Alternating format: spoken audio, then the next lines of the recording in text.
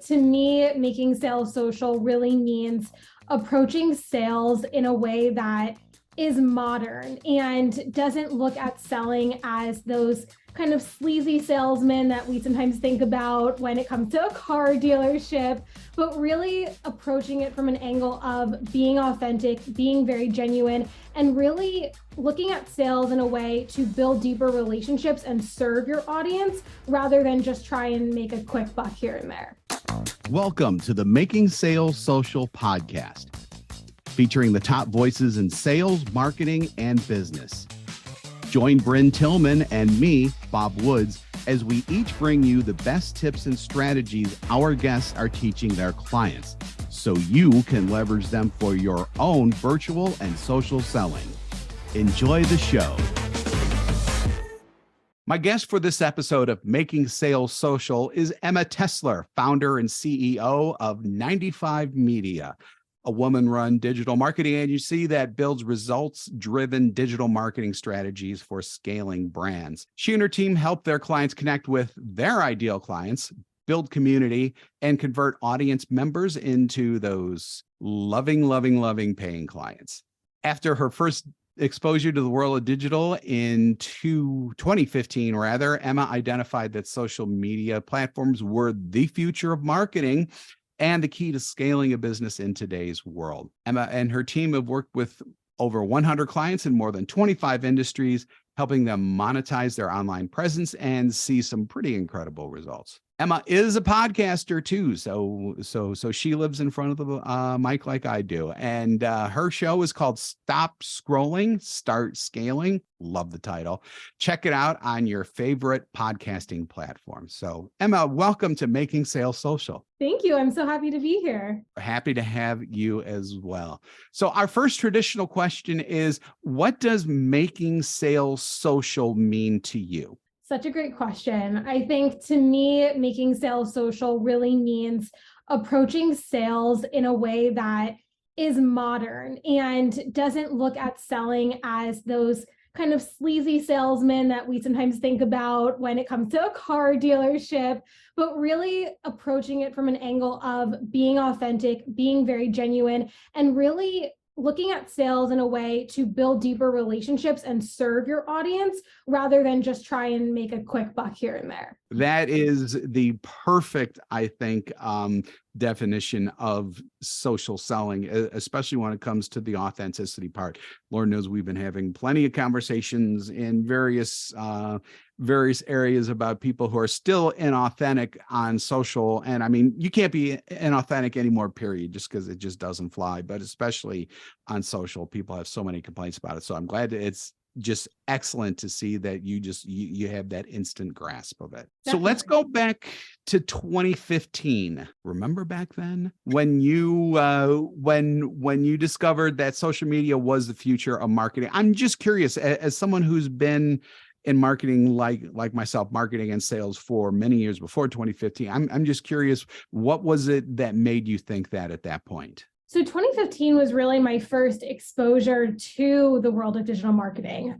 It obviously existed far before then, but that was really the point where I was working on an internship. The person I was working for wanted to grow her brand on Instagram, never had done it, never saw anyone do it, was just kind of like, I think this could be something. And since I was the youngest person on their team, she just kind of handed me her phone and she was like, go ahead and figure this out. And I was in school for interior design. That's what I was going to college for.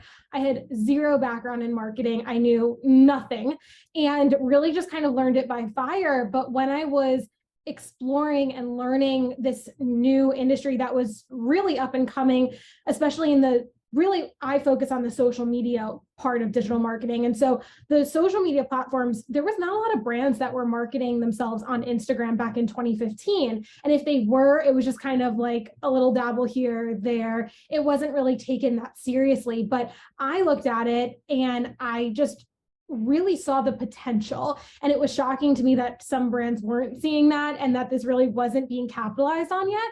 And now, of course, fast forward less than 10 years later and the landscape looks very different.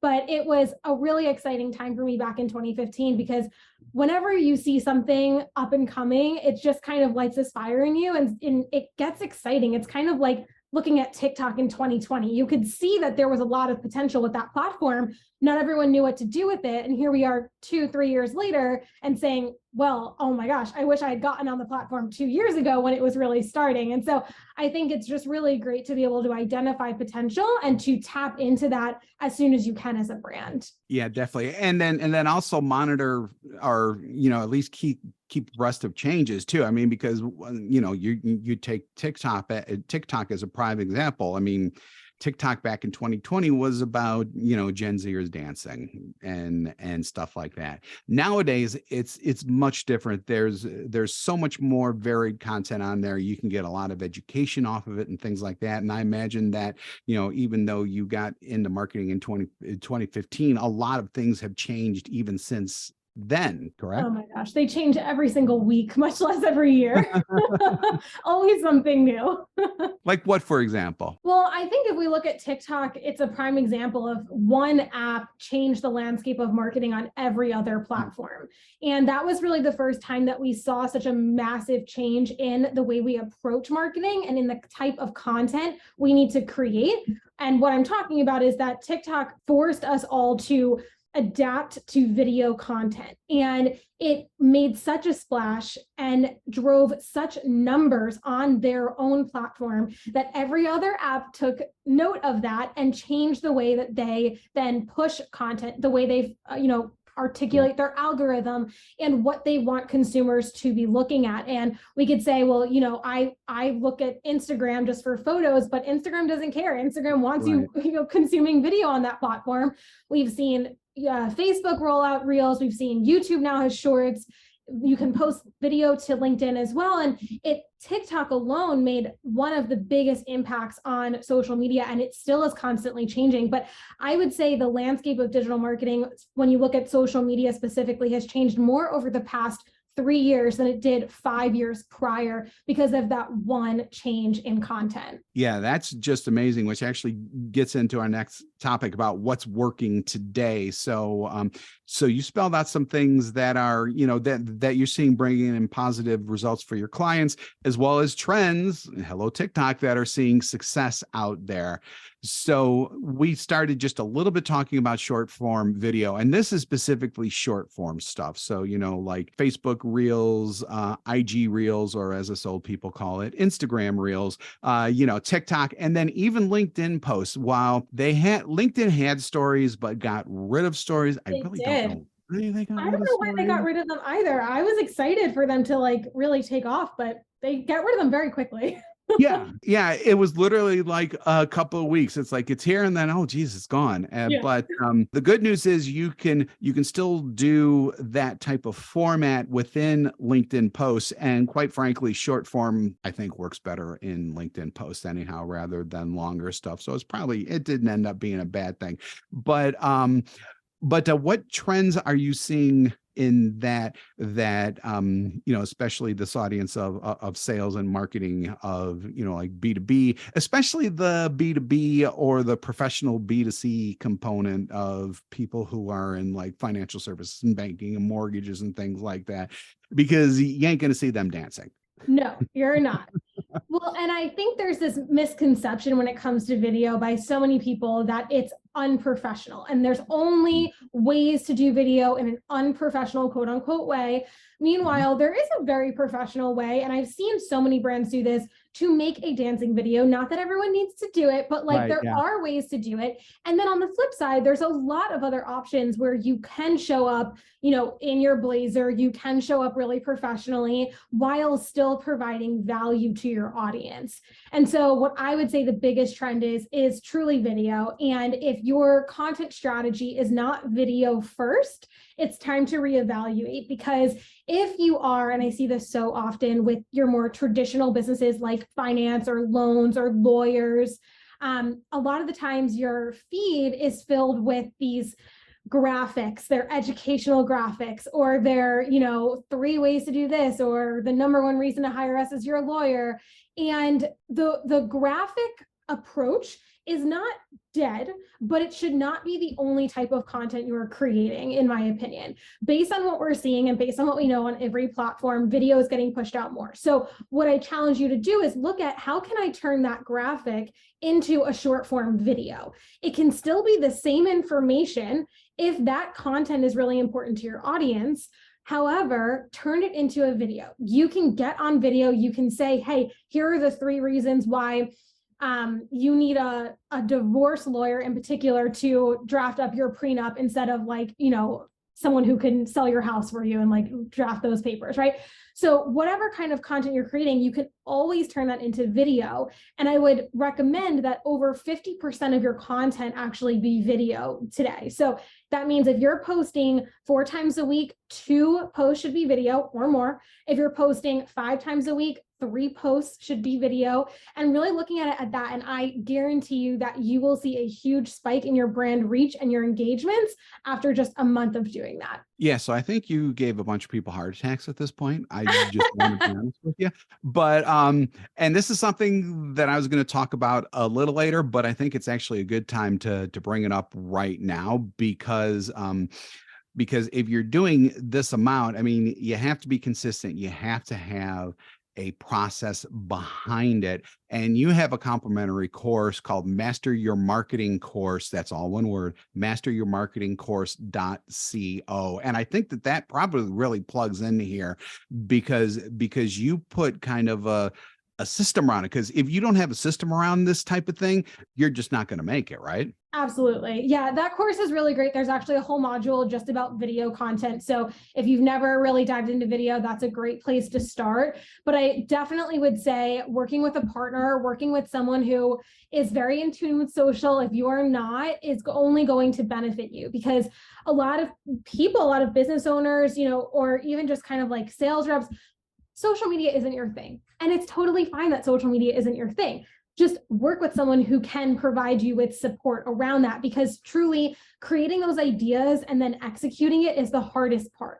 And so, for example, when we work with clients in our social media management service, we come up with the concept, we come up with the idea, we know the audio we're going to use, tell you what, you need to film, send us back the raw file. And literally all you need to do is basically show up as the talent, I like to say, and Yep. You are in the video if you're the face of your brand. Now, it gets a little different if you're not the face of your brand. It's, there's a lot of opportunity to get a little more creative with that, which some people don't always think about. So, for example, if you want to take a graphic post, that's maybe 3 reasons why you need a divorce lawyer, for example, then you could turn that into different like moving elements in a video. You can work on it, create it in Canva. Canva is an amazing tool to create graphics if you don't use it already. And you can produce a video that doesn't have your face in it too. So I might say 50% of your content needs to be video, but does your face need to be in all the content? No, it does not.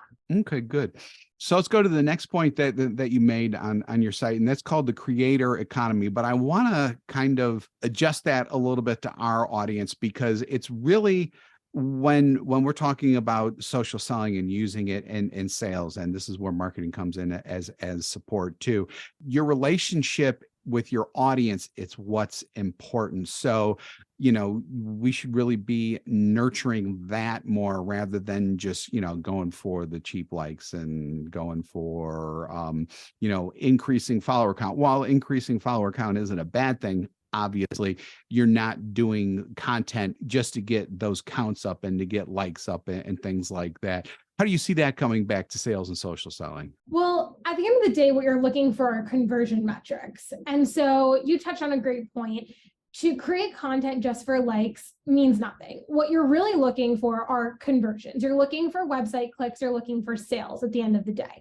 And so rather than creating content, posting and ghosting, just hopping off the platform after a post is up, building that relationship with your audience is incredibly important. And so in order to do that, what you really need to focus on is your engagement with your audience. So what engagement looks like, and it's really just sales on social media, is you are actively in your account, you're finding your target audience, you're commenting thoughtful comments, not just, wow, gorgeous photo on their post, and you're replying to their stories, you're starting conversations in DMs as well.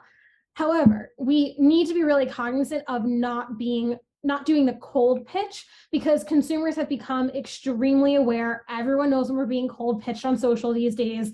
Those tactics worked back in like 2018, 2019, and they do not work today.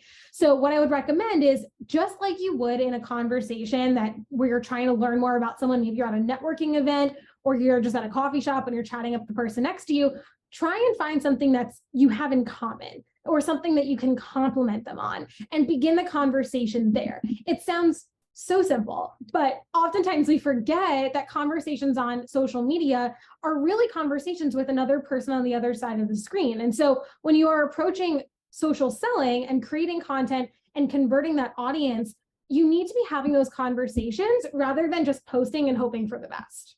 Emma, you're hired.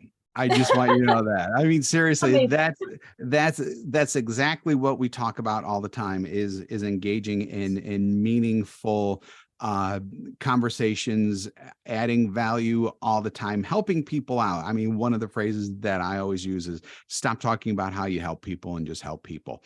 That's exactly the type of thing that we do here. And I'm so glad to hear you echo those thoughts as well, even though you didn't know you were echoing them, which is fantastic.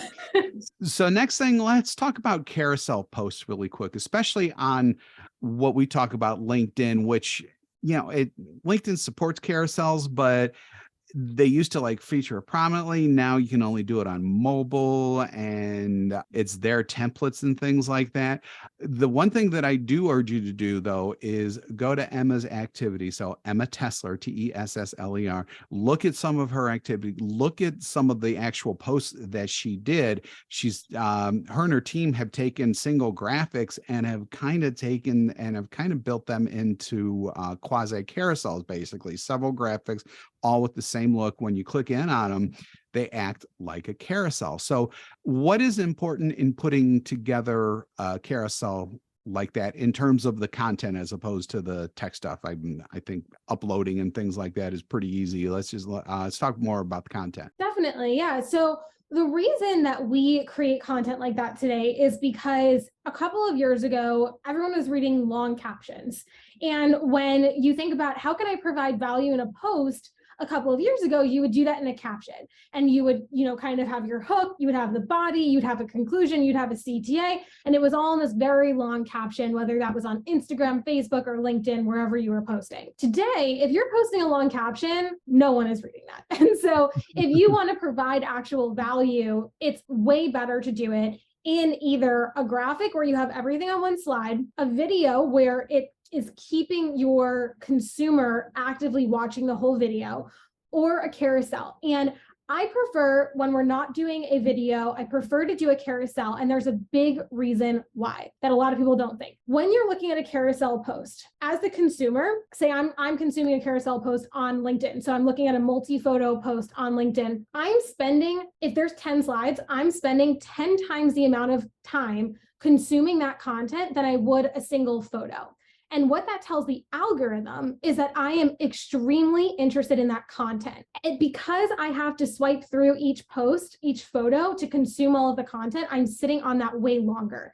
That's the same thing on Instagram, tells the algorithm the exact same thing, tells the algorithm the same thing on Facebook as well. And so when you consider how can I make my audience spend more time on my content in order for the algorithm to know they want to consume my future content, carousels are a really, really strategic way to do that. And then for those of you who are like, what about uploaded documents? That's into PDFs. That's definitely another way to kind of mimic that carousel feel too. And in fact, sometimes people even do like graphics that go from one page to the next that just make the flow look really seamless as you're going through it. Now, when you print it out or if you're looking at it individually, if you download it in your PDF reader, it may look a little strange, but the information's still there at least. But just having that kind of flow there is really important too. So speaking of like LinkedIn,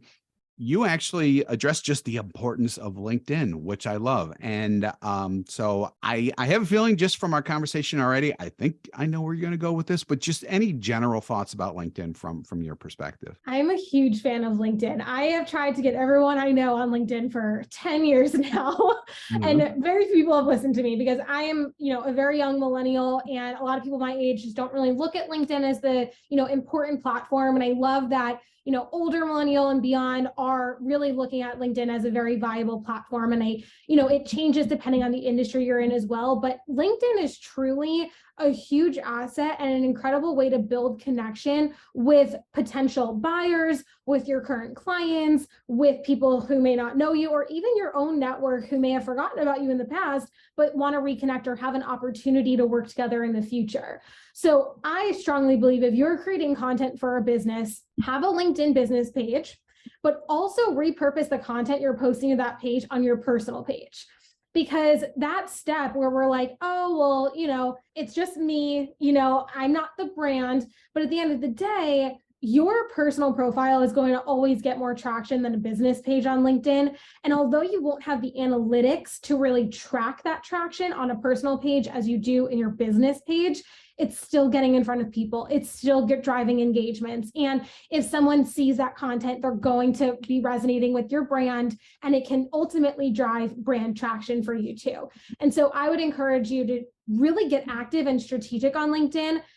If you're creating content for other platforms, start by just repurposing content onto LinkedIn. That's primarily what we do at 95 Media. The carousel posts we were just talking about, we really create them for Instagram, and then we bring them over and repurpose them on LinkedIn. And they work on both platforms. And so don't look at LinkedIn as like, oh, I have to create all this unique content just for LinkedIn. Yeah, you might want to. And there's certain features like polls, which are really, really great tools on LinkedIn that you don't have on other platforms. But if you're just trying to get started, drive that traction by repurposing content from other platforms. Yep, absolutely. And again, Emma, you're hired. And besides that, the other thing is that when it comes to other platforms, one of the things that I suggest people do is that they have the URL for their LinkedIn profile on all of the other platforms, because most of the or all of them, I can't think of any that don't right now, have a place where you can put a hyperlink to something somewhere else. Push people to your LinkedIn profile. That's important because they then get exposure to you, and hopefully you have the profile done like how we teach it, which is a value-added profile. And that's many other shows. You can look up many other shows where we talk about the importance of the profile. The other important thing, though, is that once they hit your profile, they show up at who's viewed your profile. So you can actually see who's visiting you, as opposed to on the other platforms, which most of the time you can't see. TikTok has kind of implemented something like that now, but both people have to agree, and gets a little convoluted. But that's just one way to actually take advantage of other social platforms, so that they can push through to LinkedIn, and you could see just who the heck people are. I love it. 100%. Yeah. So just when it comes to just salespeople and sales teams and things like that, what are some of the biggest mistakes you see them making out there? So we work with companies who have sales teams, and our biggest struggle has always been that they don't always, and you might resonate with this as a listener, but you look at yourself as the sales rep rather than someone who truly embodies the company and wants to share the content of the company in two.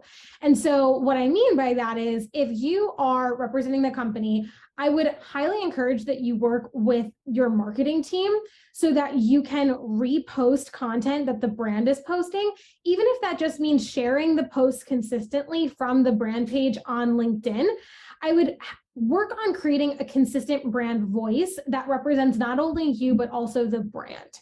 So if say we're looking at LinkedIn specifically, you're sharing the content to the business from the business page to your personal page. And then you're also sharing content about you and about your consumer. So what I mean by that, you are the salesperson, you are the person going and making the sales in person or via Zoom or however you're doing it, right? Why would somebody be picking you to give their business to rather than someone else? At the end of the day, when we look at sales calls, we're always trying to build that personal connection. We're trying to build relatability with other people. And so when you approach your content from a lens of how can I be relatable? How can I be approachable and genuine in my content the same way that I am on a sales call or at a lunch or a dinner, that's going to start generating more interest in your content and more comments that are saying, oh, I do the same thing, or that's so cool, I wish I was a part of it. And on the flip side of that, you also want to be sharing the success of your clients too. And that's a big one we tend to forget. Share the success. We call it user-generated content in our world. It's UGC. And when you share user-generated content, that could just be, someone sending you, say you sell, ink for printers. That's just a really basic example. But say someone sends you a review or a photo of their printer, and it's, 10 times better than it used to be with their old provider. Share that, because that's going to allow your consumer to relate to that content, to say, wow, I'm going through the same thing. I need my printer or whatever it might be to be 10 times better. And by feeling that relatability with the content, they're then going to know that you obviously can then be the solution to that problem. Okay, very good, very good. So let's going to continue that feeling a little bit there. So we all love those one thing you can do right now takeaways kind of thing, kind of clickbaity, if you want to put it like that. I don't know what, but what is the one thing that salespeople and sales organizations can do right now to improve their marketing, like in that social selling kind of way? Just the one quick thing. I'm going to say what you don't want to hear, and it's video. Well, no, I love hearing that. They don't want to hear that probably, but yeah, they video. Don't want to hear. But it's totally fine, because as a salesperson, you're a personable person. You know it. You're a personal person. You get out there, you can build relationships easily. I think everyone just needs to focus on emulating that characteristic in their video. We all get clammy. We all hate video in the beginning. So what I would recommend is, film something 4 times before you publish it if it's new to you, but just get started, because the longer you put it off, the more your competition is going to be doing it before you, and you're going to be left behind. So I would say, get started with your video, create your plan for yourself, look at Master Your Marketing if you need some tools to get started, but really just get started this month. Just kick off. just do it, as a very popular company says. So if people want to learn more about you and your offerings, Emma, where can they go? Absolutely. So I am most active on Instagram. So we are 90.5.media on Instagram. Our website is 95media.co. As you mentioned, we have our podcast where I share a lot of really great marketing tips. Stop Scrolling, Start Scaling podcast, and Master Your Marketing course is really just the place to start, in my opinion, and then you can kind of branch out from there as well. Wow, this was fantastic stuff, Emma. We really appreciate you coming and speaking with us today. Thank you so much for having me. This was so fun. Sure. Emma Tessler, digital marketing extraordinaire. Thanks again, and thank you for streaming this episode of Making Sales Social. So remember, when you're out and about this week, be sure to make your sales social. Thanks for watching, and join us again for more special guest instructors bringing you marketing, sales training, and social selling strategies that will set you apart. Hit the subscribe button below to get the latest episodes from the Making Sales Social podcast. Give this video a thumbs up and comment down below on what you want to hear from us next. You can also listen to us on Apple Podcasts, Spotify, and Google Play. Visit our website, socialsaleslink.com, for more information.